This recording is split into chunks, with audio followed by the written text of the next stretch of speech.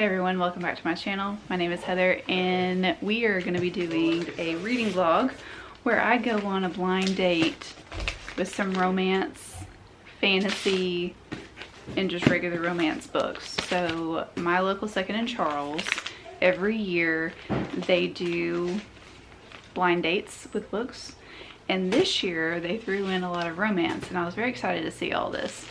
So what they do is they put a little description of the book and they usually put what the actual genre of the book is. So I picked out 4 books, very excited about all these. So I'm gonna read the descriptions of what they put on these books, and I am going to do, I guess, any, meeny, miny, moe to pick, you know, the book. So the first one, it says, a werewolf landlord, what could go wrong, except apparently we are fated mates. So obviously it's a how do you say it? Romantasy? Is that what they're calling fantasy romance now? So there we have this one. And then one, it says, what did I just read? It's a romance book. Love that. Love hearing that. This one is a romancy one too, and it says an absurdly rich and gorgeous Daniel Wolfe is used to getting what he wants, and he wants Jade. Jade may be facing a worse danger than being bitten, falling in love. So I'm gonna assume that it is werewolves maybe, or maybe vampires. And then this one, it just says firefighters. So I was like, okay, I like they have their names on here, and my favorite one, like, for the descriptions is Katie, because Katie is just like, what did I just read? Firefighters, and that's it. And I'm like, you're my kind of person. So I don't know if I want to read a fantasy book at the moment, because I'm in the middle of another reading vlog that you'll see very soon. It's about monster romances. It's probably already out, so I'm gonna pick one of these. So either firefighters or what did I just read? So eeny, meeny, miny, moe, catch a tiger by step. If he hollers, let him go. Eeny, meeny, miny, moe. My mom said to pick the very best one, and you are not it. Okay, we're gonna read what did I just read? Oh no. Okay, well, I haven't read it yet. It's Verity by Colleen Hoover. Haven't read it yet, so I guess we're going to be reading Verity by Colleen Hoover. Thanks, Katie. It is time for me to start reading this book. I got to page 40 last night, and I know what the premise of the book is about. It's about this author named Lowen who is being given this opportunity to ghostwrite for a really famous author. The author's name is Verity. She's been in an accident, so she's unable to write her story that she has been contracted to write. So her husband is trying to find a writer that can take her wife's place that has like the same writing style. So that's basically the premise of the book. Now, she is on her way to the family house because she's going to be staying there, so she can read Verity's notes, and so she can like kind of see what Verity's life's all about and everything like that. Some mysterious things have been happening with this family for a while. She knows about them, but the offer that she was given is too big of an offer to resist. She got offered an astronomical amount of money, and her agent was like, you have to take this, like, this is a one in a lifetime opportunity, like, you got to do it. So she finally agreed to do it, and now she is on her way to basically live in the house with people that she doesn't even know, to write a series that she knows nothing about. So there's that. Am I excited to read this? I will leave it up for I will leave it there. I typically don't read Colleen Hoover. I've read a couple of books by Colleen Hoover. They just haven't grasped my attention.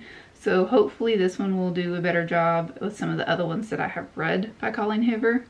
So, yeah, I'm giving it an equal and fair shot. So we'll see how much I like this book. I will keep you posted and let you know about 50% into this book, what's going on, how I feel, you know, all the things. Today is Tuesday, so hopefully I will be filling you in pretty soon. But yeah, just wanted to let you know that is where I'm at with this book. 40 pages in, fill you in halfway. I am at the halfway point of Verity, and I am intrigued for the most part, but it's taken me a little bit to get through this because I don't know if I've told you this in the past, but sometimes Colleen Hoover's writing style irks me a little bit because there are just some sentences that I feel like could be put together into a more complex sentence, and that bothers me a little bit, especially when it's coming from a first person point of view.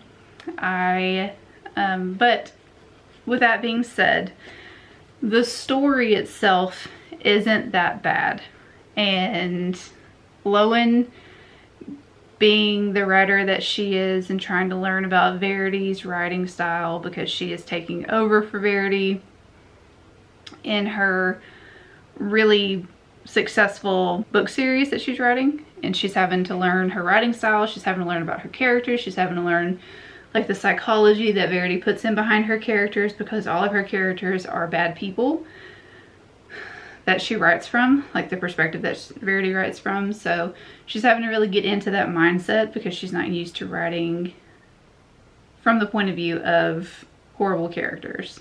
Lowen's not. But Lowen is also living in a house with Verity's husband and Verity's child.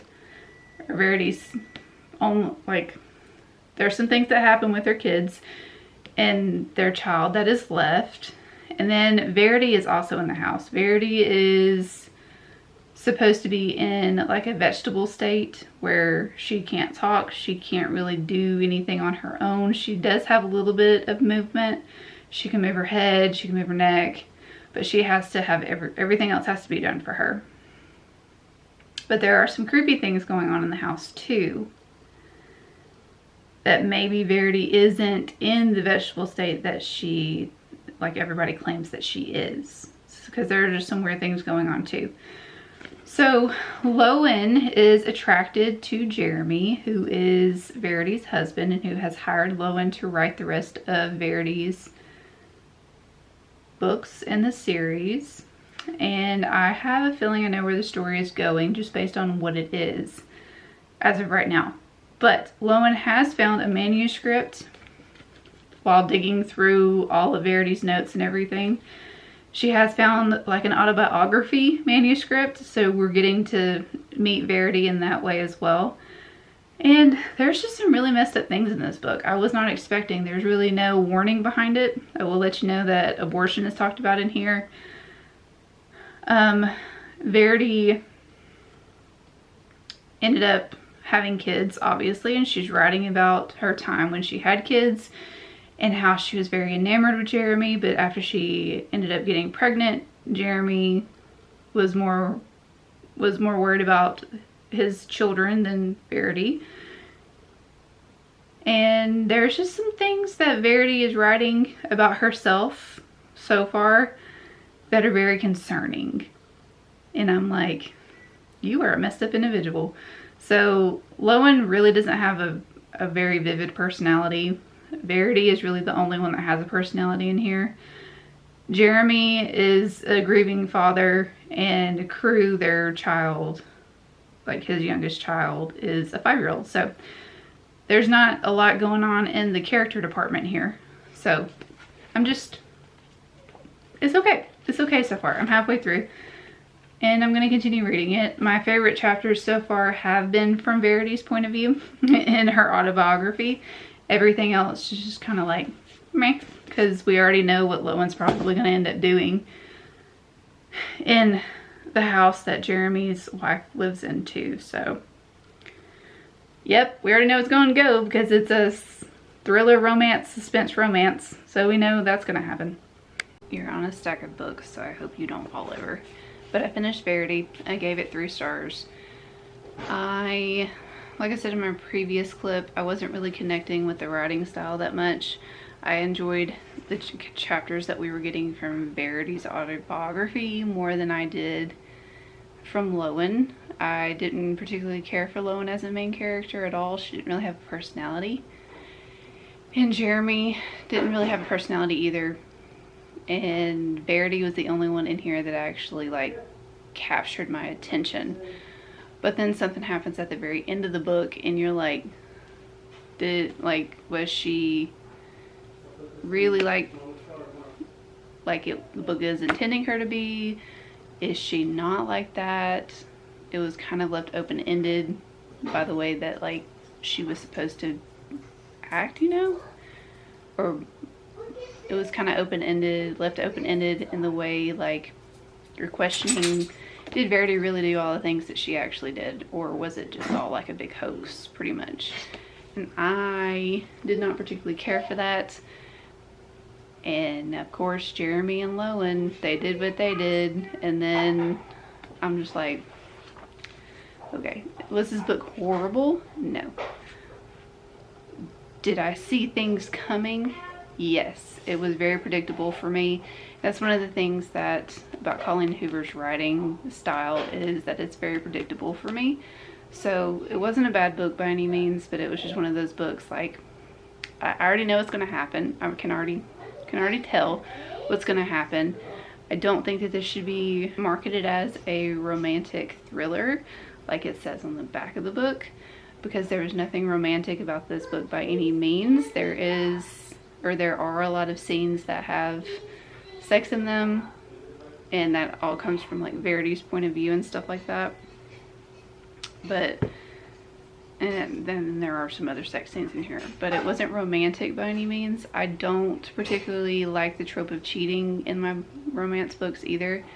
I would say that this was more of like a suspense thriller that had romance in it, but I would not market it as a romantic thriller whatsoever because I did not find it romantic. But I can see why people love this book, especially if they're just getting into a thriller. So if you're just getting into thrillers and you are coming from the romance community, or like you read romance or whatever you want to call it, if you are trying to get into thrillers, I think you would enjoy this book because it is easy to get through, it's easy to read, it's easy to comprehend. But me being somebody who reads thrillers all the time on the regular, it was very predictable for me. So not a horrible start to this vlog, but I hope the next book is better. So we have firefighters. We have a werewolf landlord. What could go wrong? Okay. And then we also have an absurdly rich and gorgeous dude, and he wants the heroine. And what could be better than falling in love? Okay. Which one am I going to read now? So, I said at the very beginning of this, I liked Katie's just very straightforward descriptions, but I'm going to try, yeah, we have Marisol and we have Michaela. So we got Marisol and Michaela. Should I do eeny, meeny, miny, mo? Eeny, meeny, miny, mo. Catch a tiger by his toe. If he hollers, let him go. Eeny, meeny, miny, mo. My mom said to pick the very best one, and you are not it. Okay, so we're reading about Werewolf Landlord. Let's open this up and see what it is. Okay, so Ariel loses her father. She gets a job at this mansion. I believe that she is supposed to be it just says offered a job at an upscale mansion. And then evidently her landlord and her fated mates. So sometimes, like, okay, werewolves typically are my favorite, but I don't like fated mates stuff. We'll see. We'll see how it goes. But it's a very short book. It's a book one in a series. I mean, he's grumpy. She's coming from like a past, like a tragic past, because she just lost her dad. He's a grump, and okay. I mean, I'm down to read it, so I will fill you in when I am 50% into this, or if something just happens and I have to fill you in. Okay. Good morning. So I have been flying through this book. I'm already at the halfway mark, and I can say that it's entertaining, but it is kind of what I was expecting in a way, because, you know, it's fated mates and they've only known each other for 2 days and they're already like, you're mine, you know. They're already doing that stuff. They've already slept together. They are moving at a very fast pace, but again, this is a wolf shifter werewolf situation, so if you've read those before, you know what you're getting into pretty much. One thing about Elle is that she has something going on with her, some kind of magic situation. She doesn't know what she actually is, but her father always wore this ring and had this dagger and this amulet that he always wore, so I'm thinking that there's some kind of like magical, like he was magical and then he passed it on to her, but they're trying to figure all that out. And then we see that she has work, or she's working for this family that, what's his name? Riker's family, or Riker's pack, doesn't get along with, like they're enemies, and I believe that they might be vampires. Like the people that she's working for, I believe that they might be vampires. But there was one scene in here that was really creepy with the chick that is the lady of the house that Elle was working for. And like I said, I think that they're vampires. I believe so. And I think I know where the lady of the house and Elle fit together. Not quite sure yet. Still trying to figure all that out. But it is moving. Like I said, it's a very fast-paced book. It's moving really quickly. Elle keeps having these like blackout spells where she's in the middle of something. Like they were in the middle of sleeping together twice and she blacked out both times. And she's also blacked out in the shower. She's blacked out while she was swimming. There's a lot of things going on here. So I don't know what's going on yet. But I just wanted to fill you and let you know that I'm halfway through this. It's not that it's a bad book by any means, but there's just a lot of things that I'm like, okay, are you going to explain this in this book, or am I going to have to read it in the second book? Probably will pick up the second book already, or I'm already feeling that, because I know that this book is left on a cliffhanger because I cheated and I looked. So I'm going to cook me some hash browns and make me like a little fruit salad, and then I'm going to continue reading this book. I'll probably finish it today. It's very, very short. It's very quick to get through. So I will fill you in when I'm done.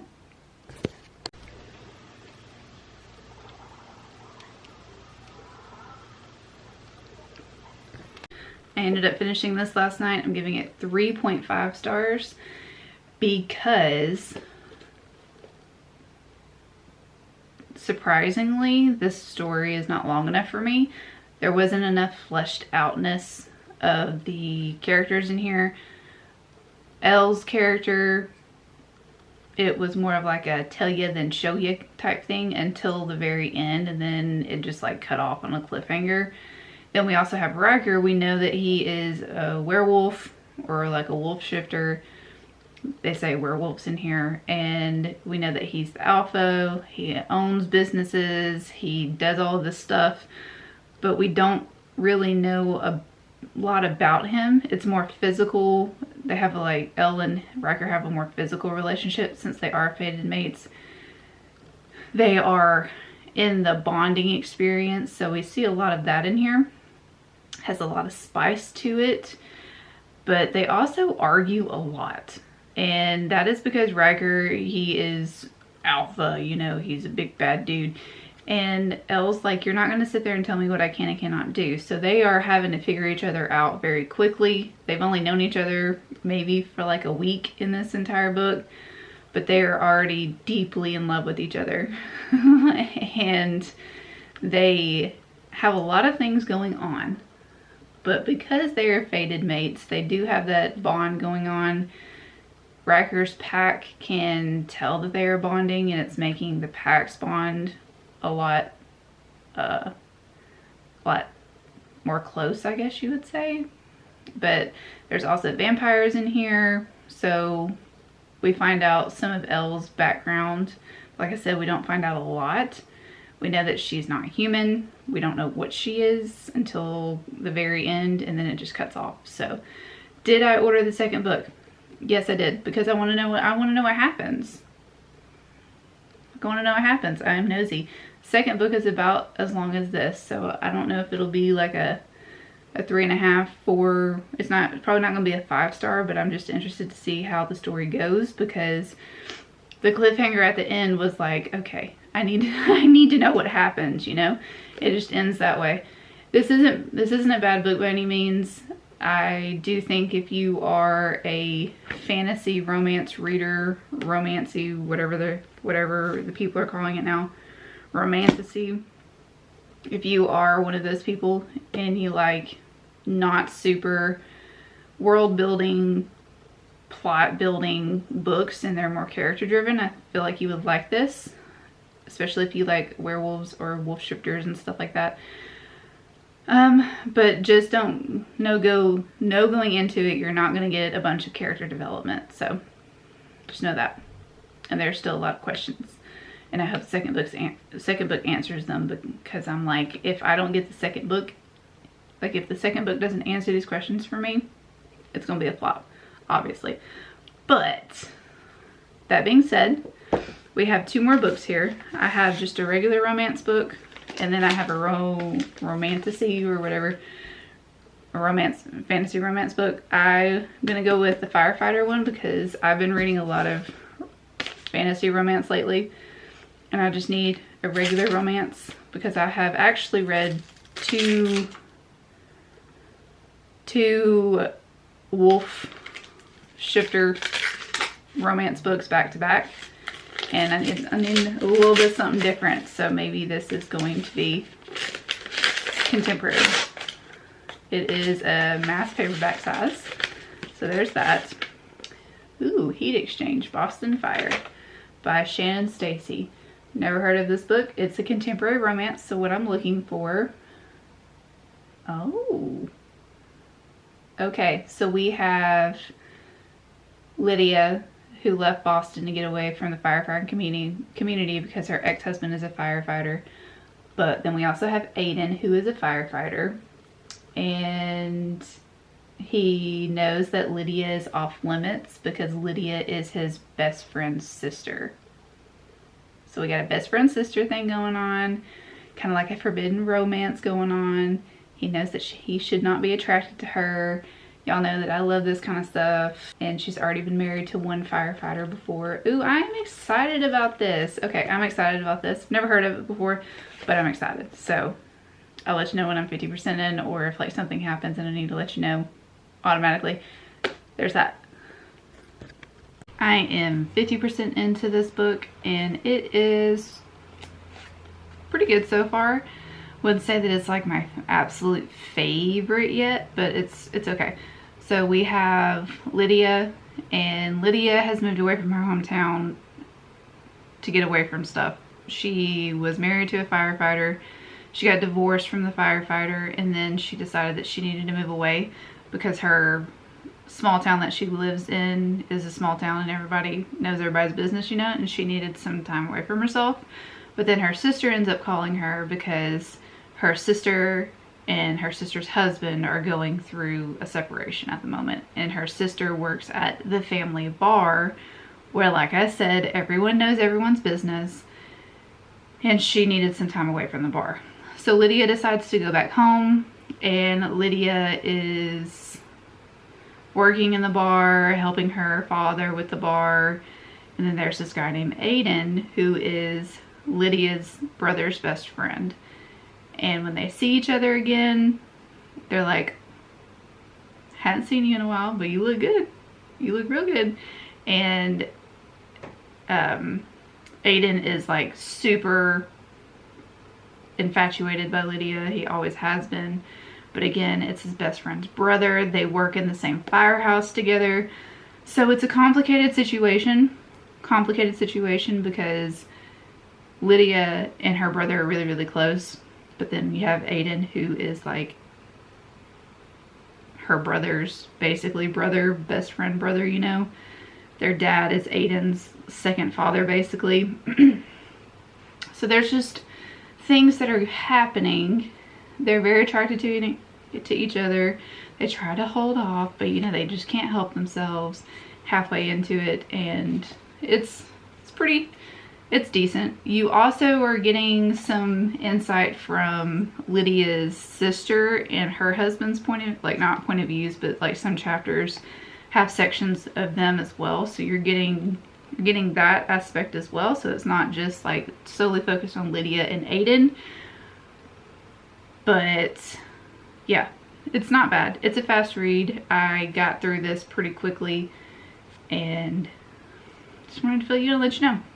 Here to update you and let you know I finished this book last night. I'm giving it 3 stars. I was really into it at the very beginning, but then after, you know, Lydia and Aiden were called out for doing what they were doing with each other, Lydia's family was a little too involved in this, and they had a little bit too, like, it was kind of weird at how much they wanted to know about Aiden and her's relationship, and that was very weird to me. Like, her brother Scotty, or Scott, his nickname is Scotty in the book, was a little too involved in that. And to me, that's just a little weird. Like, I understand close-knit families and stuff like that, but when you got people asking questions that they don't need to ask about your relationship with somebody, that's crossing the line for me. And there were quite a bit of lines crossed in this book for me, because sometimes it's just not any of people's business what you do with somebody else, you know. And Aiden and Scotty are supposed to be best friends, but the way that Scotty treated Aiden in here, when he just thought that Lydia and Aiden were hooking up, not that they actually had, like, he didn't think that they actually had feelings for each other. He just thought that Aiden and Lydia were hooking up. He was a douche to Aiden. And I was just like, he's supposed to be your best friend, dude. Like, And I get best friends shouldn't be hooking up with your siblings and all that kind of stuff. But he also worked with a guy named Danny that was married to his older sister, but for some reason he was really mad that Aiden and Lydia were hooking up. I don't know. Anyways, 3 stars. It was okay. And I thought Lydia and Aiden were cute, but there's also another romance going on in here too between, what is her name? I think it's,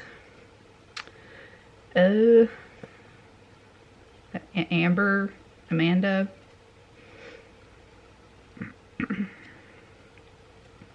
Lydia's older sister and her husband separated, and they were trying to work things out in this book too.